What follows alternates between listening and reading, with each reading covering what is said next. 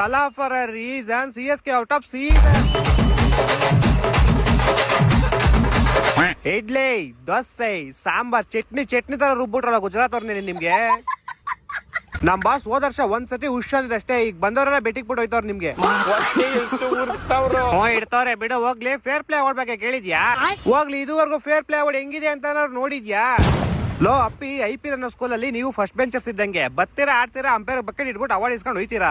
ಅದೇ ನಾವು last benchers ಇದ್ದಂಗೆ ಗೆದ್ಮೇಲೆ ಸಿಂಬಲ್ ತೋರಿಸ್ತೀವಿ, ಕ್ಯಾಚ್ ಔಟ್ ಮಾಡಿದ್ಮೇಲೆ ನಕ್ಕನಂತೀವಿ ಇಂಡೈರೆಕ್ಟ್ ಆಗಿ. 6 ಹೊಡೋದ್ಮೇಲೆ ನೀನೇ ಅರ್ಥ ಮಾಡ್ಕೊಬೇಕು. ಯಾವನಾರು ಜಾಸ್ತಿ ಮಾತಾಡ್ರೆ ಅಲ್ಲೇ ಹೊಡೆಯೋ ತರ ಹೋಯ್ತೀವಿ. ಆಡಿ ಸುಸ್ತಾಗಿ ನಿದ್ದೆ ಬಂದ್ರೆ ಅಲ್ಲೇ ಮಲ್ಕೊಂತೀವಿ ಗ್ರೌಂಡ್ ಅಲ್ಲಿ. ಬೆಡ್ ಗಿಡ್ ಎಲ್ಲ ಏನ್ ಬೇಡ, ತಲ್ದಿಂಬಿದ್ರೆ ಸಾಕು. ಯಾರು ನಮ್ಗೆ ಯಾವ ತರ ಉರ್ಸ್ತಿರ್ತಾರೋ ನಾವು ಅವ್ರಿಗೆ ಅದೇ ತರ ಉರ್ಸ್ತೀವಿ. ನೀವುಗಳ ಅಂಪೈರ್ ನೋಡಿದ್ರೆ ಸಲ್ಯೂಟ್ ಹೋಗ್ಬಿಟ್ಟು ಹೋಯ್ತೀರಾ. ನಾವ್ ಆಡ್ಬೇಕಾದ್ರೆ ಒಂಚೂರ ಡೌಟ್ ಬಂದ್ರೆ ಹೋಗಿ ಅಂಪೈರ್ ಹತ್ರ ಬಾಲ್ ಕಿತ್ಕೊಂಡು ಬಾಲ್ ಸರಿಗೈತಾ ಇಲ್ವೋ ಚೆಕ್ ಮಾಡ್ತೀವಿ. ಇದೆಲ್ಲ ಮಾಡಕ್ಕೆ ನಿಮ್ಗೆ ಮೀಟರ್ ಐತಾ? ಮೀಟ್ರು ಇಲ್ಲ ಬೇಡಪ್ಪ, ನಾವೆಲ್ಲ ಡೀಸೆಂಟ್ ಆಗಿ ಆಡ್ತೀವಿ. ಯಾಕೆ ಹೇಳೋ, ಫೇರ್ ಪ್ಲೇ ತಗೊಂಡು ನಿಮ್ ತಿಕ್ ಹಿಡ್ಕೊಬೇಕಲ್ಲ.